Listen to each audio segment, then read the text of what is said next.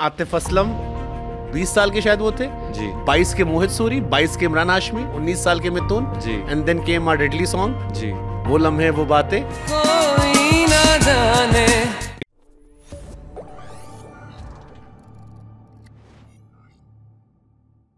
But मैं जो आप ही कहानी देखता हूँ मुझे लगता है यार 19 साल का एक लड़का कॉमर्स की पढ़ाई कर रहा था, उसे गाना मिल गया।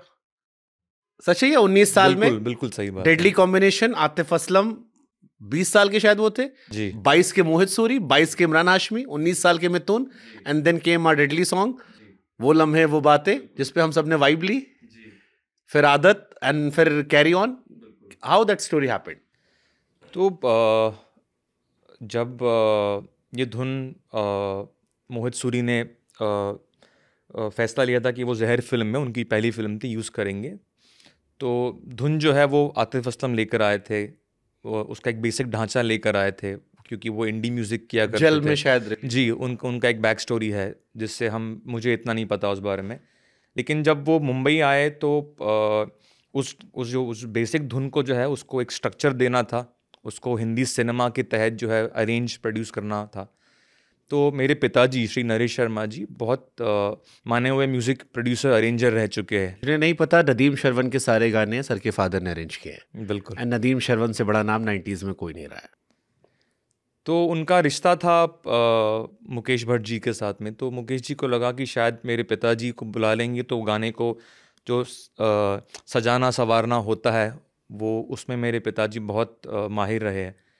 तो जब पापा पहले मीटिंग के लिए गए तो उन्होंने देखा कि डायरेक्टर जो है बहुत नौजवान है, गायक जो है नौजवान है, तो उनको लगा कि शायद टीम जो है ये एक बहुत यंग टीम है, और उनको लगा कि शायद मैं, हालांकि उस वक्त मैं प्रोफेशनल म्यूज़िक कर नहीं रहा था, मैं रियाज़ में समय बिताता था और ज्ञान बटोरने में समय इस्तेमाल कर रहा था, और मैं पापा के जो सेशंस हुआ करते थे वहाँ पर जाके असिस्ट करना, इंटर्न करना, जो कुछ आप उनको बोल दें मैं वो करता था। लेकिन बीइंग अ मेंटोर और एक गुरु होने के नाते उनको, उनकी नज़र थी मेरे ऊपर, उनको लगा शायद ये काबिलियत मेरे अंदर है। मैं मुंबई में एनएम कॉलेज है, वहाँ पर मैंने पढ़ाई की है, तो मैं कॉमर्स के लेक्चर में था। राइट। तो उन्होंने मुझे कहा कि आप इस मीटिंग में जाओ, और I went for that meeting. उस वक्त विशेष फिल्म्स का जो दफ्तर है वो बिल्कुल उसी रोड पे हुआ करता था जहाँ पे एनएम कॉलेज, मिठी बाई कॉलेज के नाम से जो काफ़ी चर्चित है। तो मैं वहाँ गया और वहाँ पे मेरी पहली बार मुलाकात हुई मोहित सूरी के साथ, मुकेश जी, महेश भट्ट साहब एंड ऑब्वियसली मोहित, और फिर वहाँ से सिलसिला शुरू हुआ। मैं यही सवाल पूछूंगा, बट कंपनी में क्या ऐसा स्पेशल है कि पिक्चर चले ना चले गाने बहुत चलते हैं? ये दिमाग में हमारे सेट होता है कि महेश भट्ट मुकेश भट्ट की फिल्म आई है तो गाना अच्छा होगा 90s से लेकर अब तक। हालांकि जो आपके फादर का कॉम्बिनेशन है नदीम शरवन, कुमार सानू, महेश भट्ट साहब, समीर सर की राइटिंग, जी again deadly combination for 90s, बाद में आप लोग का एक नया कॉम्बिनेशन रहा। ये क्या भट्ट क्या में स्पेशल है? बिकॉज आप इंटरनली बता सकते हो। देखिए, इंटरनली अगर मैं अपने पॉइंट ऑफ व्यू से देखूं, मुझे लगता है कि उन्होंने हमेशा जज्बातों के दम पर युद्ध किया है। उनका जो युद्ध रहा है वो कभी चकाचौंध या उसके प्रेजेंटेशन या प्रोडक्शन या ये जो बाहरी चीज़ें होती है जो कुछ हद तक ज़रूरी होती, उसके दम पर उन्हें कभी लड़ाई नहीं लड़ी। अगर मैं क्रिएटिव लड़ाई की बात करता हूँ, उनकी लड़ाई जो रही है, उनका जो शस्त्र रहा है वो है जज्बात। इसलिए उनके गानों में आप अगर पोइट्री देखेंगे, मुझे फिर तबाह कर, मुझे फिर रुला जा, सितम करने वाले कहीं से तू आ जा, Exactly. तेरी ही तरह तेरा गम भी हंसी है, तू जो नहीं है कुछ भी नहीं है। तो देखिए, इस पोइट्री को प्रेजेंट करना, इसके लिए भी बहुत हौसला चाहिए, क्योंकि भट्ट साहब की अगर हम बात करते तो उनका सफ़र तो बहुत बड़ा रहा है। उन्होंने कैफ़ी आज़मी साहब के साथ जो काम किया है, अगर आप वहाँ से देखें, और फिर 90s में जो उन्होंने काम किया है, और जब हम युवक होने के नाते जब उनसे मिले, वो हमेशा हमसे किसी प्रेजेंटेशन की उम्मीद नहीं रखते थे। वो कभी, मुझे याद है एक घटना आपको मैं बताऊँ, मैंने गाना किया था मर्डर 2 में, ए खुदा गिर गया मैं जो तुझसे दूर हुआ लुट गया। तो वो जब आए रूम में, तो जैसे यहाँ पर हम दो कुर्सी है, तो हमारे स्टूडियो में एक होता है स्वीट स्पॉट जिसको बोलते हैं, जहाँ पर ध्वनि का जो समागम है वो सबसे खूबसूरत होता है। तो मैंने कहा कि भट्ट साहब आप यहाँ क्यों नहीं बैठे? वो कोने में जाके बैठ गए थे, उनका एक मिजाज है, आपको पता है। तो उन्होंने कहा कि मिथुन तुम चिंता मत करो, अगर धुन में असर होगा तो वो मुझ तक पहुँच जाएगी, मुझे ढूंढ लेगी।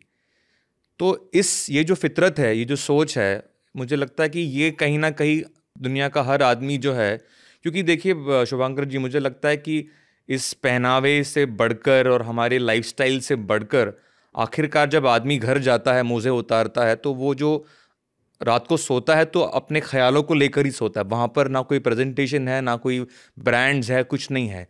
अगर वहाँ पे कोई धुन उसके जहन में चल रही है तो मुझे लगता है the battle is one. True. तो ये जब वो लम्हे वो बातें आया, इसी कोई स्टोरी है अच्छी, क्योंकि आप तीनों पहली या चारों पहली बार शायद काम करें, सब नए थे जी। सबको अपने आप को प्रूव करना था। आज सब लेजेंड है, इमरान हाशमी अपनी दुनिया में लेजेंड है, मोहित सूरी के हम सब लगातार फिल्में देख रहे हैं, आतिफ अभी इंडिया में कम काम कर रहे हैं, बट अगेन जी। एक अलग तरह की म्यूजिक की शुरुआत आतिफ ने की, पूरी मास इंडिया फैन फॉलोइंग है, एंड जी। सेम आपकी। तो उस टाइम में कोई स्टोरी है चारों की, कैसे आपस में कॉम्बिनेशन बना? इसमें एक और बहुत अहम किरदार है जिनका नाम है सईद कादरी साहब। क्या कमाल। वो आप, मुझे लगता है आपके फेवरेट राइटर शायद वो है, आप लोगों ने बहुत काम किया साथ बहुत में। काम किया, मैं उनसे बहुत प्यार करता हूँ क्योंकि, और उनकी शायरी पे तो मैं कमेंट मतलब कर भी नहीं सकता क्योंकि मैंने बहुत कुछ सीखा है उनसे। और उनकी शायरी में मैं यही चीज़ देखता हूँ कि उनकी शायरी में ग्लैमर नहीं है शुभांकर जी। उनकी शायरी में क्या कहते हैं ना कि ज़ख्म दिखने लगे दरारों से, ज़िंदगी इस तरह से लगने लगी कि रंग उड़ जाए जैसे दीवारों से, अब छुपाने को मुझको कुछ ना रहा, ज़ख्म दिखने लगे दरारों से। तो ये जो ऑनेस्टी है, आवारापन बंजारापन एक खला है सीने में, तो मुझे लगता है कि ये भी किरदार बहुत अहम था उस कमरे में।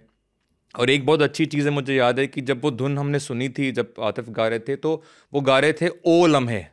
अगर आप देखें उनका जो इंडी वर्जन है उसमें ओ लम्हे है, तो उसमें जो शब्द वो ऐड किया गया वो सईद कादरी साहब की तरफ से आया था, ताकि और मुझे लगता है उससे गाने का जो है रुख बहुत बदल गया। क्योंकि जब हम वो लम्हों की बात करते हैं, हम ऑलरेडी एक ऐसे दरवाजे को खटखटा रहे हैं जहाँ पर बहुत नमी पहले से ही है, एक नॉस्टैल्जिया जुड़ गया गाने के साथ। और उसके बाद हम जब स्टूडियो में भी गए तो इनिशियली, आपको बहुत लोगों की बात पता नहीं होगी कि इनिशियली जो डिस्कशन हुआ था, Atif Aslam was not supposed to be the first choice to sing the song. तो वो चर्चा तो हुई नहीं, बट इनिशियली हमारा आइडिया यही था बट कि तो उन्हीं की गाना था जी, उसके बाद भी। तो वो एक्चुअली बतौर कंपोजर प्रोड्यूसर आए थे। ओके। और शायद मुझे इतना पता है कि दैट वाज नॉट, हम जब डिस्कस कर रहे थे तो हम सोच रहे थे कि कौन सी आवाज़ होगी जो इस धुन को गा पाए। क्योंकि उस वक्त देखिए, उस वक्त ये टेम्पलेट था नहीं, उस वक्त ये जो अपने आप में एक लेगेसी बन गई। True true. चाहे उस हम- वक्त तो हमारे कुमार सानू उदित सर थे। जी हे जी जी।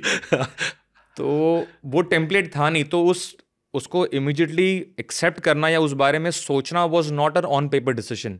मुझे अभी भी याद है जब आतिफ माइक पर गए, मैंने उनसे कहा था कि एक रफ स्ट्रक्चर आप गा दीजिए ताकि हम प्रोडक्शन के लिए वो काम आएगा। और उन्होंने इतनी बखूबी निभाया उस धुन को और उस गीत को। मुझे याद है जब मोहित और मुकेश जी और भट्ट साहब स्टूडियो में आए तो वो इतने मुतासिर हुए उस रेंडिशन से कि वहीं पर फैसला लिया गया कि इस आवाज़ को नहीं बदलना चाहिए। और उसके बाद में एज यू से इज जस्ट, मुझे ऐसा लगता है कि इंडियन म्यूजिक में जो चेंज आया, 90s का म्यूजिक एक था जी फिर जब चेंज आया वो 2005 में जहर के बाद से शुरू हुआ। आतिफ के गाने, ये वो लम्हे, आदत, तेरे बिन कैसे जिया, देन के सर, आई थिंक आप लोगों ने ही म्यूजिक चेंज किया। अब जो सब लोग कहते हैं ना कि गले से गाते हैं, थोड़ी अलग आवाज है। पहले ऐसी भारी आवाजें कम आती थी, थोड़ी अलग आवाजें जो शुरू हुई। आतिफ, जिसको बाद में अरिजीत ने वो लेगेसी कैरी ऑन की, पेपॉन कैरी ऑन कर रहे हैं, या विशाल में और बहुत सारे लोग हैं। इसकी शुरुआत यहीं से हुई थी, अगर एज अ म्यूजिक फैन में समझना चाहूँ। मुझे लगता है ये आप इस पे अगर रोशनी डाले तो बेहतर होगा। हम बीइंग आर्टिस्ट, हम क्या कहते हैं, हम उस मोमेंट के प्रति ऑनेस्ट रहते हैं। क्योंकि मुझे उससे पहले ऐसे गाने नहीं नजर आ रहे। मैंने के सारे गाने उससे पहले भी सुने थे, बट उन्हें कुमार सानू के स्टाइल में या उस अलग अंदाज में गवाया था। जी। इसके बाद एक अलग तरह का म्यूजिक शुरू हुआ जो बाकी डायरेक्टर से भी उठाया। प्रीतम सर ने उठाया, लाइफ इन अ मेट्रो आई, बहुत सारी और फिल्में थी जिसमें अलग म्यूजिक आया। बट वो आतिफ शुरू में मेरी मेमोरीज में जो बड़े फटे थे, जी। And we all became fan of Atif Aslam. सारे कॉलेज कॉन्सर्ट। मैं डेफिनेटली ये कह सकता हूँ कि वो जो सोच थी वो एक नई सोच थी और हमें भी उसको स्वीकारने में समय लगा। हमारे लिए भी एक हम प्रक्रिया से गुजर के वहाँ पर पहुँचे थे।